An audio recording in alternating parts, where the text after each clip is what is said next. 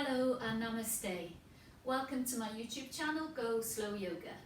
I'm Linda Premanandi, I'm a yoga teacher and I'm a trainee yoga therapist. And one of the things most people ask me about when I start teaching new students is why does it hurt the wrist so much, and to go into all fours and to the different practices we like to do. Well, there's many reasons. You may have had an injury there. It may be a little bit delicate, not quite as strong and robust as you would like. Maybe you're suffering from some bone density issues like osteoporosis or something, so you have to take things very carefully. You may have some arthritis in the joints, all of those different things. But lots of the time it's because when we're pressing onto all fours, we're putting too much weight into the heel of the hand and into the wrist joint. What we need to be thinking about doing a little bit more, and I'll come onto a side view here, is instead of pressing down through the wrist and pressing down through that joint, we need to be thinking about our fingers, our thumb, our forefinger, all of the rest of the fingers, right down into the palm of the hand and the knuckles of the fingers. So the fingers are really strong. So as opposed to pressing into the joint, you're pressing a little bit more forward into the fingers and the palm of the hands. So that can help. And obviously the strength will grow with time. But I have got a couple of different practices that can really help with sore wrists and can help to relieve any tension. And maybe we put a bit too much pressure on the wrists because we need to be careful. So I'm going to do a side-on view and a front view. So we'll start from the side. I'm just going to sit back on my heels. And you can do this from, all fours as well, if you can't manage to get the bottom on the heels. So what I tend to like to do first of all is to ask people to bring their fingers to the outer side of the mat with the wrist turned inwards. And then you can lift the bottom up. And we're just going to use the weight of the pelvis, just sort of sliding back and forth one way and the other. It's just a shift in weight so that we come towards the right and we come towards the left. And we're having a sort of a micro bend in the elbow as we come down a little. But I'm not pushing my hands in a different direction. It's my pelvis which is rocking back and forth, a bit like a pendulum, that is moving the body weight, which is stretching the wrists in a slightly different way. And people will have a very different range of movement. Some people will be able to come right over, but you don't need to go too far. Always stay within your limitations and within the sort of sweet spot of effort but not exertion. Okay, you want to help the wrists, not make them worse. So you can do that a few times, maybe up to 10 or 11 times. And come to sit back down. You can shake off the wrists, make sure you're not holding any tension. So that was from the side. So from the front it kind of looks like this, okay? So I was placing the inside of my wrist either side of the mat, yeah? And I was and you can open the fingers a little bit, but you don't need to open them too much. Thinking about the weight in the fingers again, but by rocking the pelvis back and forth, you are giving the wrists a little stretch. Another way to do this, and I'll show you from this angle, is that you extend one arm and you bring the fingers down and you just, I can feel that. You're just kind of pressing the fingers towards the forearm. Obviously, some people may be able to, depending on range of movement and joints and age as well, of course, we get a little bit stiffer as we get older. Maybe able to get the fingers to the elbow, who knows? But that's what I'm not trying that. I'm trying to just lengthen the inside of my arm, and really gives a lovely stretch to the wrist. And I'm just going to shake that off. Shake it off a little bit. Yeah, maybe you want to shake the elbows a little bit and the shoulders a little bit. Just making everything feel quite nice and yummy and the other side. So one side, I did have a little elbow injury going back about a year when I had a fall. I went through a spate last year. I think I fell about 3 times just walking in the woods, tripping over things, and my elbow went once, and we all do these things. Thank goodness I haven't fallen for a long time now. And we just going to bring the other, and one wrist might be a little bit more, might play game with us a little bit more, play ball with us a little bit more than the other. Just drawing the fingers back, but not exerting too much pressure. Obviously, you know the difference between acute pain and a little bit of a stretch. That's good. And just shake them out. That's good. That's good.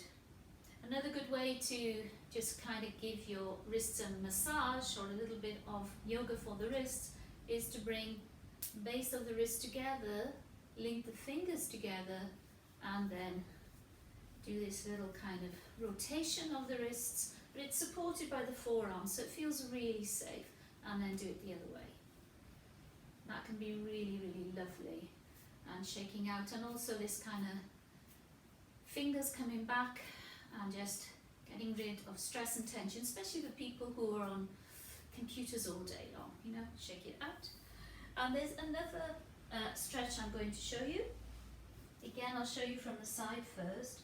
And I don't go too far with this. I've seen people who can go really far with it, but I'm really mindful that I'm 61, and even though I'm pretty supple, I don't have a lot of arthritis in my body because of my yoga practice more than anything.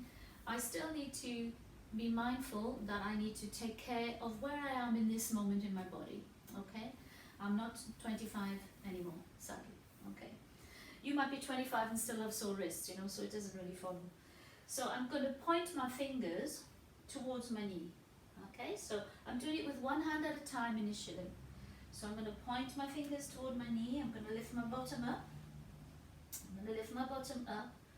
But what I'm going to do then is I'm going to slowly bring my bottom closer to my heels. Now, there'll be a point when I don't want to go any further. Again, the weight of the pelvis is doing the stretch. I'm not pushing back.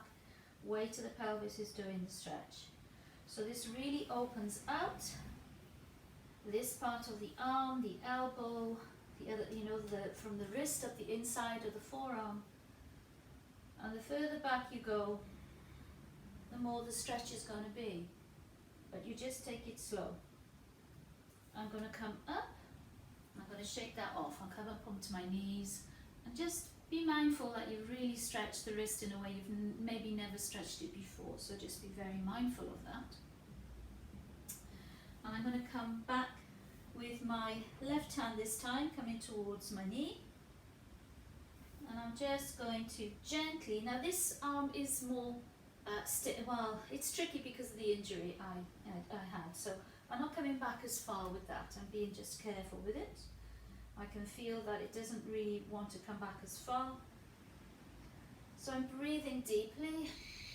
I'm releasing the resistance, but I'm only going as far as my body wants me to go. I am not ignoring the messages that I take from my body.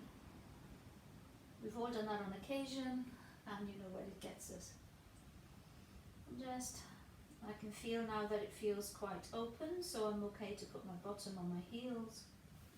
And then maybe I want to try with both together. Okay, so I'm lifting my bottom up first, fingers are pointing back. You can just do one hand at a time and stay like that. You don't have to do both. And then I'm just looking forward. And I'm just seeing how far I want to go with the stretch. And I can notice that there's more resistance in the left than there is in the right. And I'm trying to soften and just relinquish control over it without causing myself injury. And it's about the mind here as well. You need to let go, but you might be up as high as this. This might be it for you. Okay, you may not even be able to get to point towards your knees. That's fine too. We share the same body parts generally as a human race, but we do not share the same individual anatomy. So coming back gently, I'm just going to turn my hands onto my thighs because it's a very different stretch for your wrists to do it like that. And again, just gently rotating one way and the other. And shake it off. You can shake it off. So I'll just show you that briefly from the front, because I'm never quite sure which angles suit people better. So I did it with one hand like this, and I did it with the other. So I did one at a time. I did this, I did this, and then I did both. Okay? So you can see why it really feels quite strong, why it opens it up quite a lot. Keeping everything open. Good. And come back and shake off. If you joined me in that little segue, and we're coming to another wrist practice. So this time I was pointing my fingers back to the knee with my palm down. This time I'm going to put my back of my hand down. Okay, now this is far more tricky for me. Other people find it different. But I'm just going to I'm going to lift my bottom up. I'm going to put the back of my hand down. So my fingers are together, but I don't want them to splay out too much, but I do want to push into the fingers. I definitely do. I'm just on one hand, so it's a different stretch for the wrist, okay? I'm on the back of the hand, I'm looking at my palm, my left hand's just on the floor. Make sure that you can take the knees back a little bit. This is slightly different. Some people can come back, I'm not going to do that, okay? Press the back of the hand into the floor, press the fingers, press them, and you can take it back to the other side, okay? We'll do it with the other hand. By the way, when I make my videos, obviously I'm a mirror, I don't, for me I know I'm doing right and left, but you might see it differently, okay? So believe what I say as opposed to what right and left you see. Okay, so this time I'm bringing my left hand back, and I'm really pressing the back of the hand into the floor, and I'm pressing the fingers into the floor. I really want the fingers to feel strongly connected with the floor. Now taking a few breaths here. I mean, if you have it in you, you can come back, but I don't feel really that safe with that. My elbows are slightly bent, a little bit like orangutan, and I feel okay there, so I'm going to stay on my knees and I'm going to do the other hand. So you can see that my elbows are bent. I'm pressing into the back of my hand, I'm pressing into those fingers.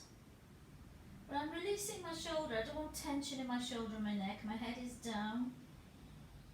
Just pressing into the hands, just getting a nice stretch there. You might only be able to do one hand at a time, not two, and that's fine. And bring them back and be very gentle. Really take it gently, because they'll feel a bit strange when they come back into a normal position. They'll feel a little bit, oh, that was weird. A little bit out of their comfort zone. So allow the energy to settle, allow the brain to catch up with the body in terms of what you want to do next, and the body to catch up with the brain. And you could finish that whole sequence off